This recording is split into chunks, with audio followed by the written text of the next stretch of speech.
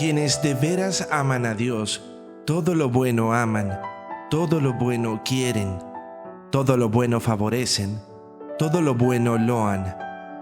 Con los buenos se juntan siempre y los favorecen y defienden. No aman sino verdades y cosas que sean dignas de amar.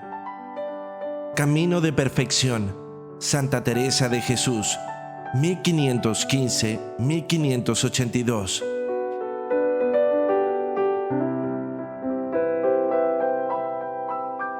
Quienes han estudiado el cristianismo como uno de los más importantes fenómenos históricos de la humanidad y se han detenido en esa breve precisión de sus investigaciones, es decir, en lo histórico del cristianismo, se encuentran con hechos históricos que son muy distintos a lo que las mismas comunidades cristianas señalan. Y no es cosa de extrañarse por esto, pues las comunidades cristianas basan su aproximación a ese peculiar fenómeno histórico movidas por una certidumbre, una creencia que lleva a tal hecho y desarrollo histórico hacia aristas metahistóricas. Para estas comunidades no hay contradicción alguna entre el relato de la fe con lo ocurrido históricamente. Esta última afirmación solo es sostenible como una afirmación desde la fe, pues no se corresponde en los hechos. Pongamos unos ejemplos. Es común decir en personas creyentes que desde el origen los cristianos tienen una fe sólida y cohesionada, que si bien se ha ido enriqueciendo en su formulación y profundizando en ella, los puntos fundamentales son comunes entre los cristianos desde el comienzo. Esta pretendida unidad de la fe cristiana es históricamente falsa, ya que desde el origen e incluso podríamos decir hasta ahora, los cristianos entienden cosas muy distintas, por ejemplo, sobre la naturaleza de Jesucristo. En los evangelios es claro que quienes lo escucharon y recibieron sus enseñanzas lo veían como un profeta o un rabí, un maestro ortodoxo de la Torá que denuncia la corrupción de los saduceos, quienes estaban en contubernio con el poder romano, y también de algunos fariseos que era el pueblo judío mismo y que tendía a vivir una espiritualidad legalista, burócrata y ritualista, pero escindida de una vivencia de auténtica transformación. A sus oyentes, este profeta de Israel les hablaba no pensando en que tales palabras recién los modernistas del siglo XXI las entenderían, sino que le habla a ese pueblo. Cuenta historias a ese pueblo formado en las leyes de Moisés y que se sienten partes del pueblo elegido por Dios. Para tal pueblo, era inconcebible ver a ese hombre de gran virtud y sabiduría y concebir mínimamente que tal hombre corresponde a una de las personas de la Trinidad, Hijo de Dios, Dios mismo, vaciado de su forma divina para adoptar forma humana, etc. Por supuesto que no despreciamos el desarrollo de la teología cristiana y sus intuiciones tan refrescantes para la propia filosofía, pero conviene diferenciar los modos en que históricamente se ha asimilado el Evangelio del propio personaje que, como hombre de dolores, despreciado y humillado, y además queriendo él mismo que así fuera, poco relacionado está con el Pantocrátor o el Cristo Rey que vino después. Esta idea de un Jesús hombre, un maestro de la ley, un sabio, un profeta, corresponde a la creencia que los judeocristianos, que se concentran en Jerusalén en el siglo I, tienen de Jesús. Y esto es muy diferente a la idea que otro grupo de cristianos más eruditos, versados en las doctrinas de los filósofos griegos, tiene de Jesús. Nos referimos a los gnósticos, quienes procurarán una revelación distinta, personal, intuitiva, interior de las enseñanzas de Cristo, para quienes Cristo es aparentemente un hombre, pero es en realidad solo una persona divina cuya apariencia física es fantasmagórica, aparente, ilusoria, no corrompida por la materia y no siendo poco, encontramos entre estos mismos gnósticos cristianos muchas diferencias de una comunidad a otra. Y todo esto es distinto a la teología que aparece en las cartas de San Pablo, en la cual a Jesucristo se le presenta como un Salvador universal, el Logos de Dios, verdadero Dios que ha tomado forma humana tal como aparece en la epístola a los Filipenses 2, la cual citamos aquí por su importancia.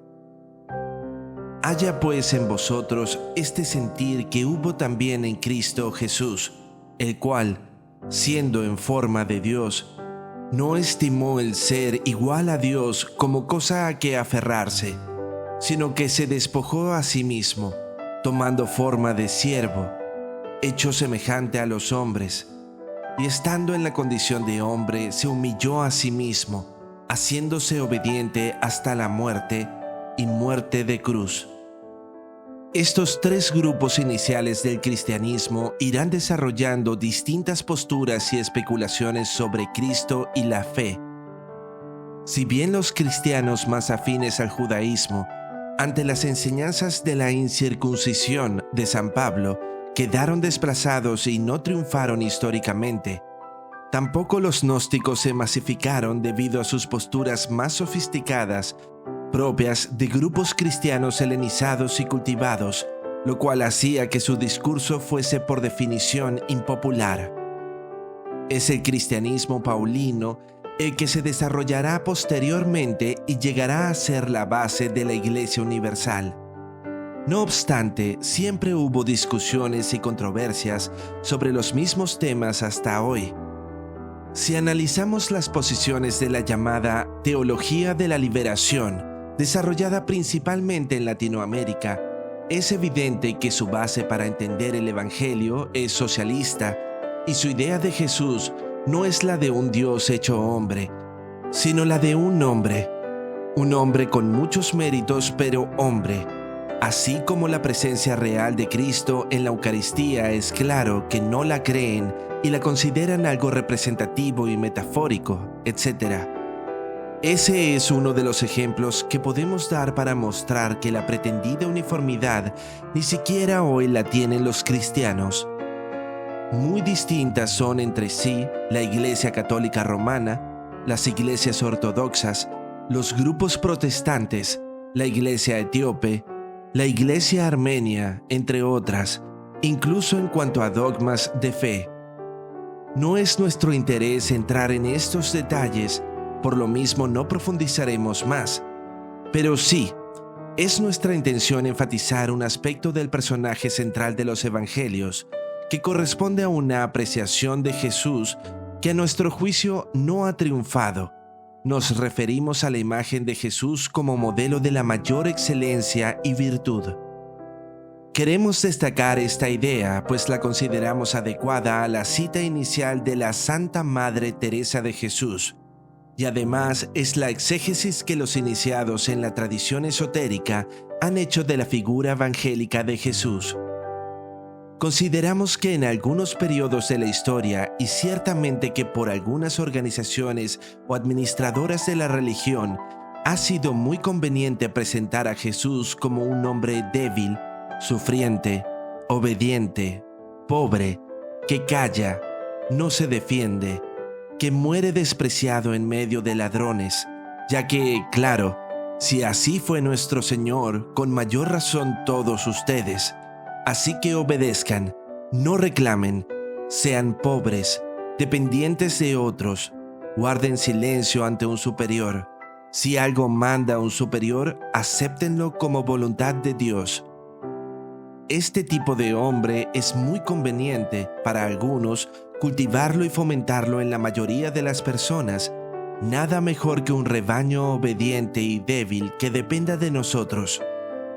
No obstante, todas estas descripciones iniciales de Jesús, llevado como un cordero al matadero, se pueden entender como muestras de la mayor fortaleza y virtud, de manera que emular a Jesús ya no sería obedecer a la jerarquía de modo irrestricto, sino que emular a Jesús significa ser más fuertes, más excelentes y virtuosos, alejados de la debilidad y el vicio.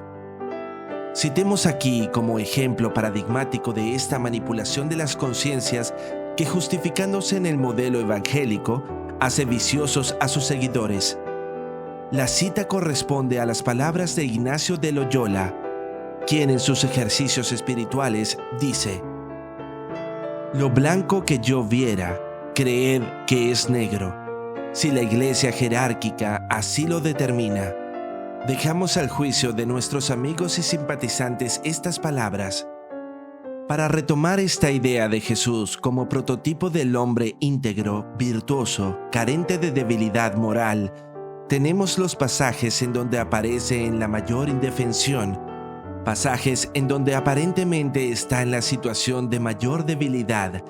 Sin duda son tres los más significativos: Jesús en el huerto de Getsemaní, Jesús interrogado por Anás y finalmente Jesús crucificado.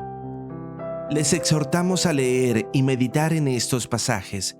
En el huerto, Jesús llora y sufre la agonía de saber que será llevado a la muerte de la peor forma concebible, y en ese momento pide al Padre que no ocurra el futuro que le espera. En ese momento, en su plena humanidad, no se desconsuela, sino que se torna a lo superior y muestra la mayor fortaleza al decir: «Pero que no sea mi voluntad, sino tu voluntad». Eso no es un acto de debilidad, ni de una obediencia ciega. Es un acto de perfección. La debilidad estaría en la desesperación, en tratar de huir, en querer hacer lo que me conviene. En el interrogatorio con Anás, es muy inspirador ver a este hombre en cuya gran virtud muestra su divinidad. Este es el pasaje de Juan 18, del 19 al 24. Y el sumo sacerdote preguntó a Jesús acerca de sus discípulos y de su doctrina. Jesús le respondió: «Yo públicamente he hablado al mundo. Siempre he enseñado en la sinagoga y en el templo, donde se reúnen todos los judíos, y nada he hablado en oculto. ¿Por qué me preguntas a mí? Pregunta a los que han oído qué les haya yo hablado. He aquí, ellos saben lo que yo he dicho». Cuando Jesús hubo dicho esto, uno de los alguaciles que estaba allí le dio una bofetada diciendo: «¿Así respondes al sumo sacerdote?».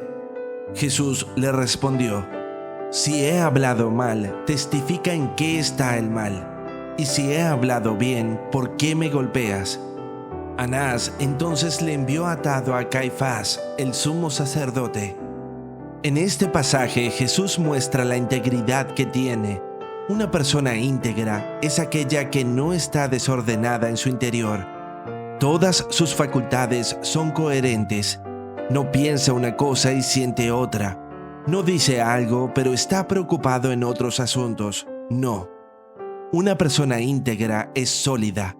Hay una plena unidad entre sus pensamientos, sus palabras, sus emociones, sus acciones, y aquí aparece esto: él es íntegro, no tiene afectación.